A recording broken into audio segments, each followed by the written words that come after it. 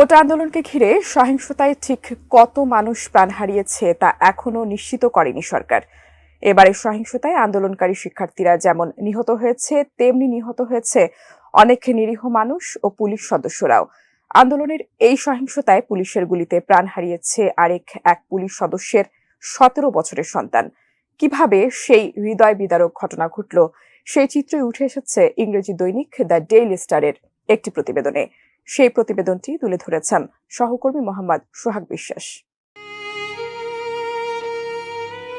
24 July daily স্টারের একটি প্রতিবেদনে বলা হয়, মর্গে তাইমের মরদেহ খুঁজে পাওয়ার পর ফোনে ময়নালকে বলতে শোনা যায়, স্যার আমার ছেলেটা মারা গেছে, ওর বুক ঝাঁঝরা হয়ে গেছে স্যার, আমার ছেলে আর নেই। গত শনিবার ঢাকা মেডিকেল কলেজ হাসপাতালের বিভিন্ন ওয়ার্ডে ছোটাছুটি করছিলেন রাজারবাগ পুলিশ লাইন্সের উপপরিদর্শক ময়নাল হোসেন ও তার স্ত্রী। তাদের হাতে ছিল 17 বছরের ছেলে ইমাম হোসেন তাইমের একটি ছবি। যাকেই পাচ্ছিলেন ছবি দেখিয়ে জিজ্ঞেস করছিলেন এই ছেলেকে তারা কোথাও দেখেছেন কিনা।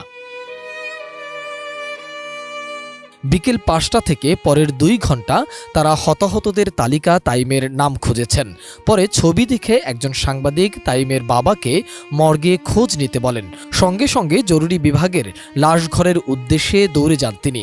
একজন লাশঘরের দরজা খুলে দিলে ভেতরে ঢোকেন তারা। সেখানে পড়েছিল রক্তে ভেজা ছড়া গুলিবিদ্ধ তাইমের নিথর দেহ। ছেলের মরদেহ দেখে স্তব্ধ হয়ে যান ময়নাল হোসেন। তার স্ত্রী মেঝেতে পড়ে মূর্ছা যাওয়ার আগে চিৎকার করে বলছিলেন, ও আল্লাহ, আমার পোলারে কে মারল? তুই আমারে না বইলা কেন বাইরে হয়েছিলি? কোটা সংস্কারের দাবিতে বিক্ষোভ মিছিলে যোগ দিতে কলেজ শিক্ষার্থী তাইম শুক্রবার সকাল 11টার দিকে যাত্রাবাড়ির বাসা থেকে বেরিয়েছিলেন। এর আগে 3 দিন ধরে যাত্রাবাড়িতে সংঘর্ষ চললেও তাইমকে ঘরে আটকে রাখা যায়নি।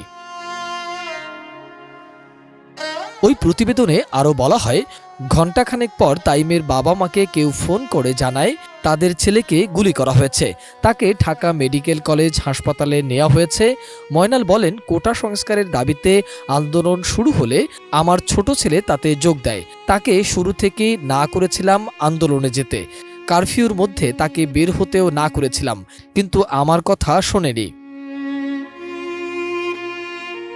মর্গে তাইমের মরদেহ খুঁজে পাওয়ার পর ফোনে ময়নালকে বলতে শোনা যায়, স্যার আমার ছেলেটা মারা গেছে, বুলেটে ওর বুক ঝাঁঝরা হয়ে গেছে স্যার, আমার ছেলে আর নেই। তিনি প্রশ্ন রেখে তাকে বলেন, একজনকে মারতে কতগুলো গুলি লাগে স্যার?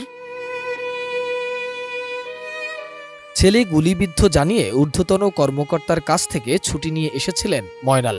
ফোনে কথা বলার সময় অপর প্রান্তে কে ছিলেন তা নিশ্চিত করেনি ডেইলি স্টারের ওই প্রতিবেদনে। শুধু ইমাম হোসেন নয়, বাসায় থেকেও গুলিবিদ্ধ হয়ে মৃত্যুর ঘটনাও ঘটেছে এই আন্দোলনে। মোহাম্মদ সোহাগ বিশ্বাস, এটি নিউজ, ঢাকা।